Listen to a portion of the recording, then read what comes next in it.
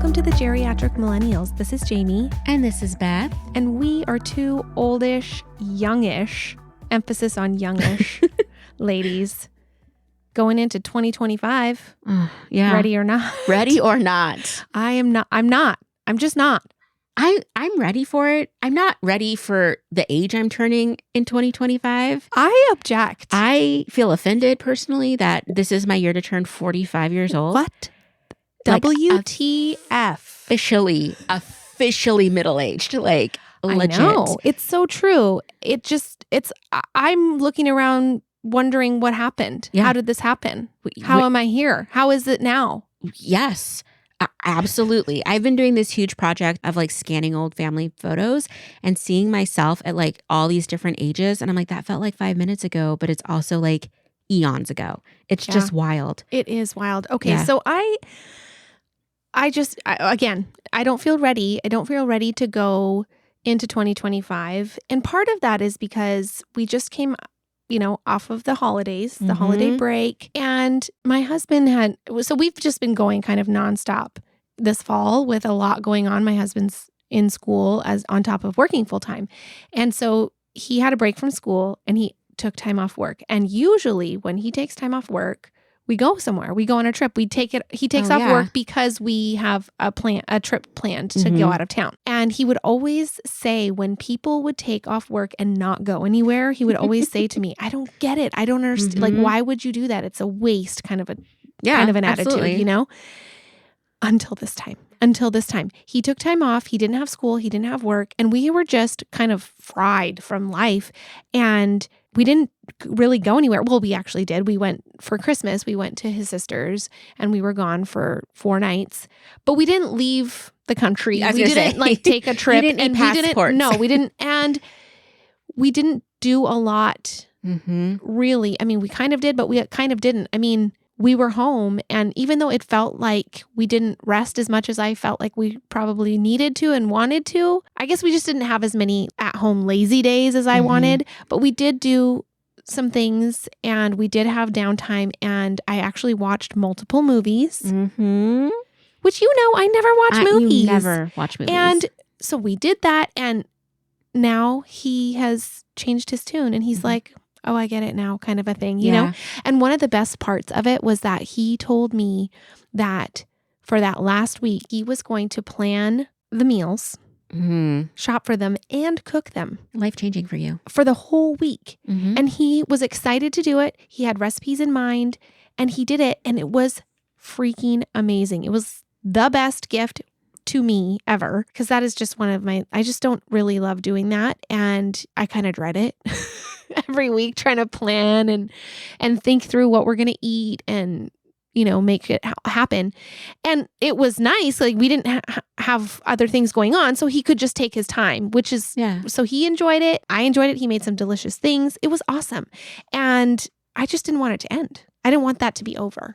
I didn't want that time of no work, no school for all of us to end. And let me just say, it is rough coming back to reality after that.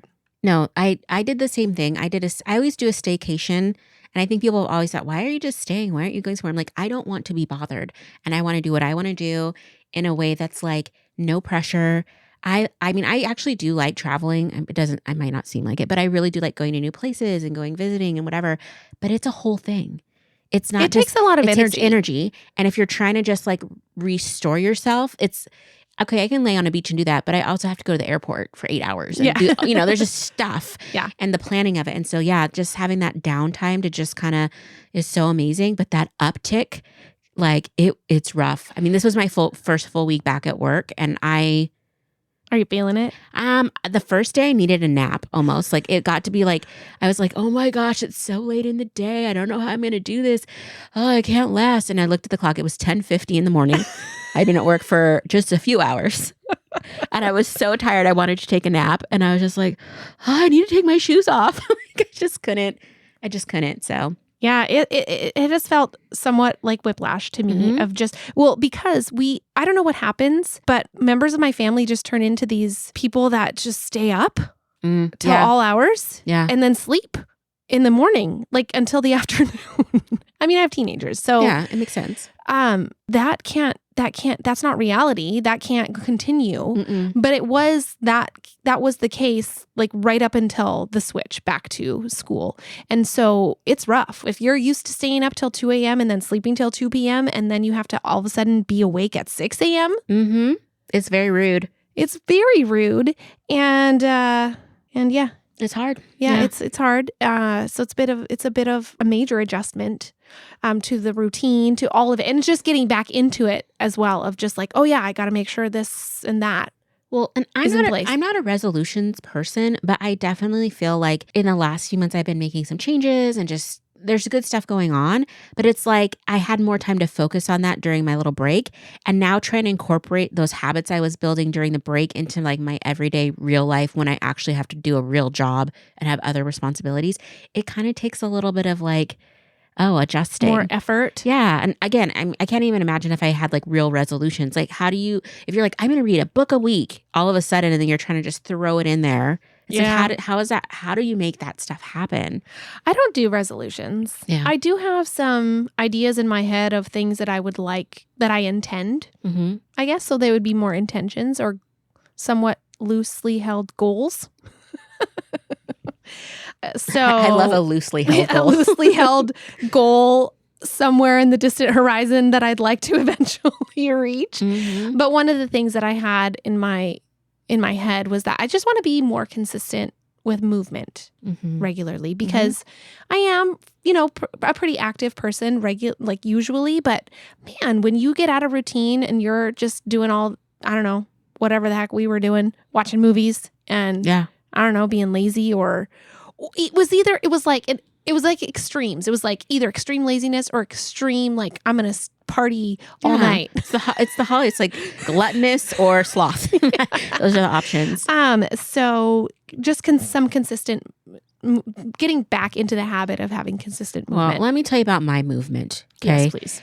Literally, I thought I was working out more in my head than I have been. Like in my head, I'm 2019 Beth, and she was working out pretty consistently. She was running around after high school students, like getting them to do games and be active at like youth group and things, and having to be forced to, do that kind of stuff. And in my head, that's where I've been. And I'm like, no, you're still COVID, Beth. That's just like laying around after a long day at work and just like not feeling like doing stuff. And so I decided that I needed to be more active. And I bought a new Apple Watch, because I really feel like the first step in any journey is to spend a lot of money. So I bought this new Apple Watch because I'm to go with your shoes. To go with, the shoe. Yeah. I bought very expensive shoes 3 years ago. I've worn them 4 times. Okay. But they're still good. So we're okay. But so I get this Apple Watch and I'm like, okay, well, I'm going to monitor my steps more. Because did I have a Apple Watch already? Absolutely. But it was really old and the sensors have changed. Yeah. Okay. Yeah. Did I use that one to track my steps like I could have? No, I used it to check, the status of like what's going on in the world, in my notifications and stuff, and to text people just, voice to text, because I'm middle-aged now. Anyway, so I get this watch and I'm like, okay, well, let's actually do something now. And so I started doing Apple Fitness. So I bought the like app where like I pay for the Apple Fitness app, where I'm kind of loving it a little bit. Okay. Because you can like kind of say like, here's how much time I want to spend and how many days a week and when I want to do it. And it's just like creates a little thing for you. And I honestly didn't even care what it created. I just didn't want to have to make any choices. And so every day I log on and it's like, here's today's workout. Here's today's like cool down. Yes. And I'm loving it. Okay. It's funny you say that, because I was just talking to Tony about the fact that I want some kind of program, but I don't want to have to create it. I also don't want to have to make a lot of decisions. And I also want somebody to tell me what to do. So he's like, use ChatGPT. And I was like, okay, I did that. But then it just gave me a list, and then I still have to make it happen. And what works for me is if I look at a thing that tells me what to do that I can follow along with, like a person. And so anyway, I was getting this ad that said I could get the Apple Fitness Plus for free for 3 months. You got to do it. And I've gotten that ad multiple times and I just ignored it because I was like, whatever, I don't, I still do the Peloton. I still like it, but I felt like I needed something different. And so anyway, I got it too. Oh, awesome. And I just started it, and they have this 3 weeks of strength thing. And it is exactly what I've been looking for. Isn't it so good? Yes, it's so good. It's just set for me. And so I can just not have to think and just not have to decide. Because that's part of the deal for me with the Peloton is that I go and then I spend time looking for what I'm going to do. And I know they have some features that I need to learn about and utilize so that I don't have to do that every time. But I haven't done that. And so I still go on and I'm like, oh, what am I going to do today? And I was just like, I need something that is already decided. Absolutely. That's what I really liked about this. And I love too that I can say like, I just want to do 5 minutes. Cause a lot of times I'll do cause I do a 20-minute and like some kind of something, typically dance or strength. And then I'll do like 10 minutes of just like the cool down, like stretching. But then a lot of times I'm like, I could go a little longer. So I'll do like another 10 minutes or another like 20 minutes. And I'm just thoroughly enjoying it right now. Okay. Well, there's probably a lot more to it than I even realized. Oh my gosh, yes. And now that I realize this, we can be friends on our Apple Watches and we can watch each other close each other's rings. Where you can see like the workouts and stuff as accountability. That's cool. Yeah. Okay, so I did have that with one person in the past, and it drove me to the point. I think I just need to adjust notifications because like I don't want to know in real time every time you do have an accomplishment. I'm sorry, I just don't. But I do want to be able to check it and like share. So I got to figure that out. Yeah, I like looking in on my friends like, oh, okay. I have to tell you though, I was humbled. Like I've been doing the dance and the whatever and it's like I'm stretching and whatever, but I did a Pilates class and I don't think it was beginner. I think it was a medium class, something. Intermediate. Sure. Because like it wasn't even that hard. It was 20 minutes. We did like 6 exercises total, maybe less. I don't remember. I've physically blocked it out.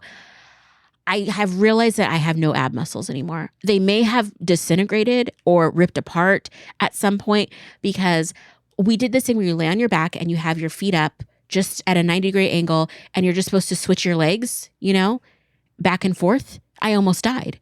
And I did that workout 2 days ago and my abs still hurt. I was going to say, how you're feeling the day after. No, to get out of bed this morning, you like lift yourself up. My abs are hurting. Like I could not believe it. I'm like, okay, I have to work on core every day now because like this is too far gone. But I was shooketh because I used to be able to just, whip out 50 crunches here and there and whatever. That was 19. Those were 19, Beth. That was 2019, Beth.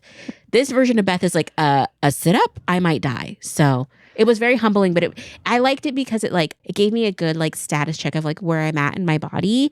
And that's one of my manifestations for this year is to be more connected to my body. And so to have that data point was really good. Yeah. I like that. Good for you. Look at us. Look at us doing our Apple Plus. I just say like, okay, we might not be 100% prepared for 2025, but we're doing some things. Like, it's true. We're doing some things.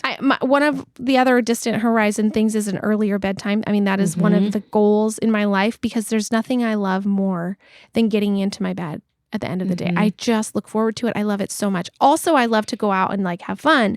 But if I don't have plans to do that, that's all I want to do in the evening is like, when can I get myself to bed? Like, when is the earliest possible? And it never ends up being that early, but I'd like it to be more early, more consistently. I feel like that's fair.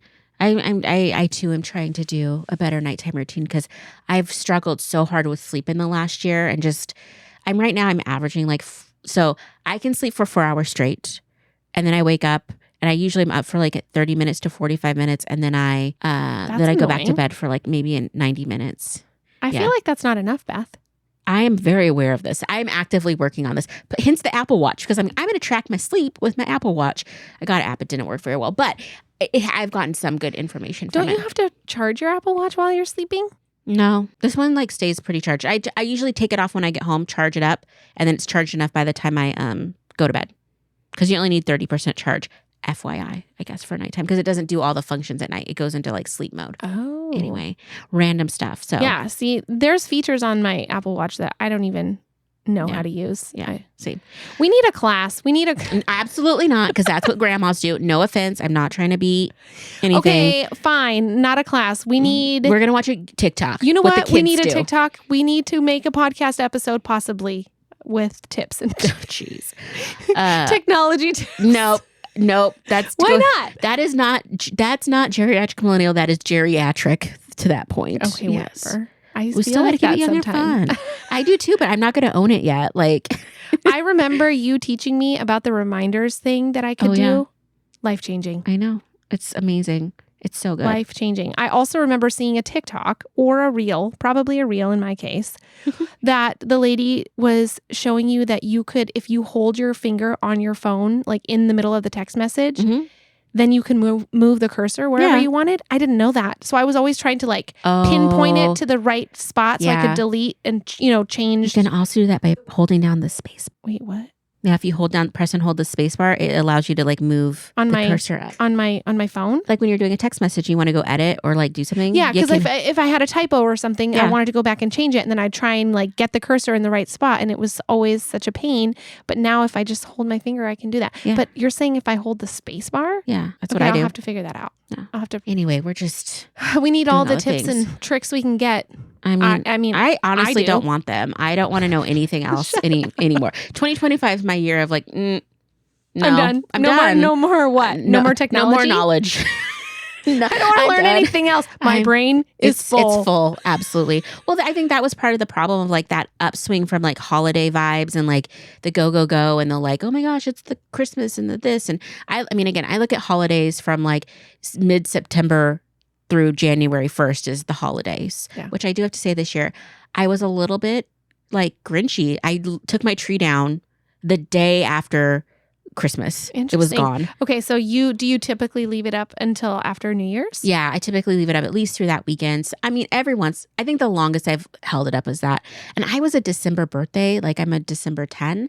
So it's just like, I remember being younger, I wouldn't even let my family put the Christmas tree up before then.